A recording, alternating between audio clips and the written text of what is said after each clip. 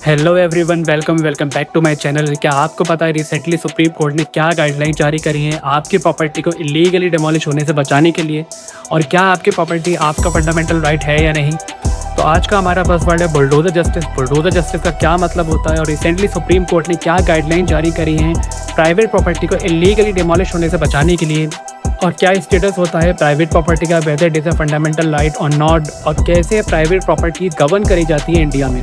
ये सब हम आज की वीडियो में डिटेल में समझेंगे।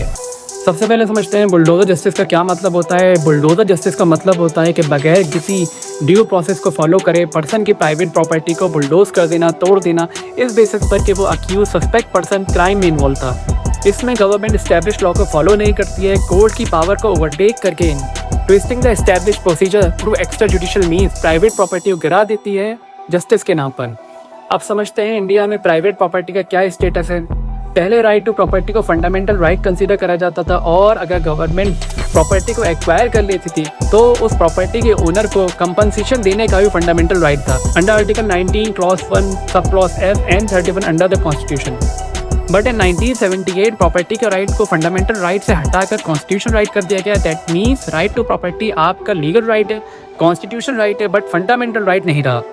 अब गवर्नमेंट के ऊपर ऑब्लिगेशन नहीं है कंपनसेशन देना आपकी प्रॉपर्टी को एक्वायर करने पर, but compensation right is still valid in case of acquiring the property of educational institution and agricultural land. Second, government law बना सकती है प्राइवेट प्रॉपर्टी के ऊपर regarding acquisition of private property for public purpose and public welfare.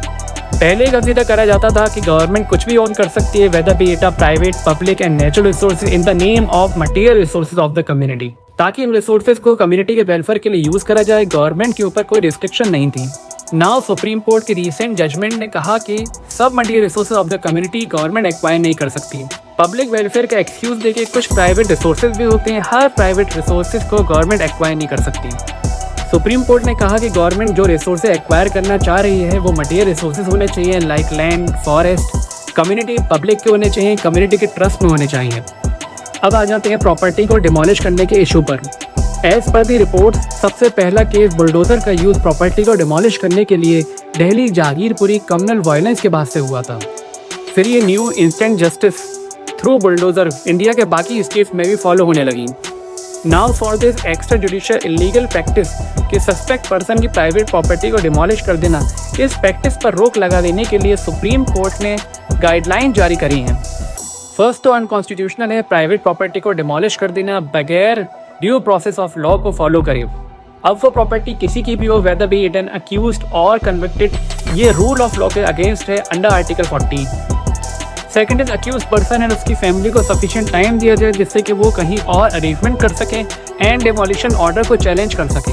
इसके लिए supreme court ने कहा कि डिमोलिशन होने से 15 दिन पहले नोटिस देना होगा जिसमें सारी डिटेल्स होनी चाहिए, लाइक क्या अनऑथराइज कंस्ट्रक्शन है, डिटेल्स ऑफ वायलेशन एंड क्यों प्रॉपर्टी को डिमोलिश करा जा रहा है। Concern authority detail inspection report तैयार करेंगी डिमोलिश करने से पहले, जिस पर कम से कम 2 गवाह के साइन होंगे।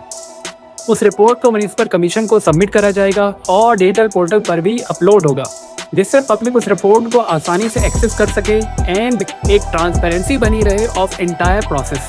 फोर्थ इज ओनर को अपॉर्चुनिटी मिले डिमोलिशन होने से पहले, ताकि डिमोलिशन ड्राइव को अक्यूज पार्टी कंटेस्ट कर सके before the concern authorities. Fifth is supreme court ने कहा कि right to life with dignity under article 21 of the constitution में राइट टू शेल्टर यानी घर में रहने का राइट भी इंक्लूड है।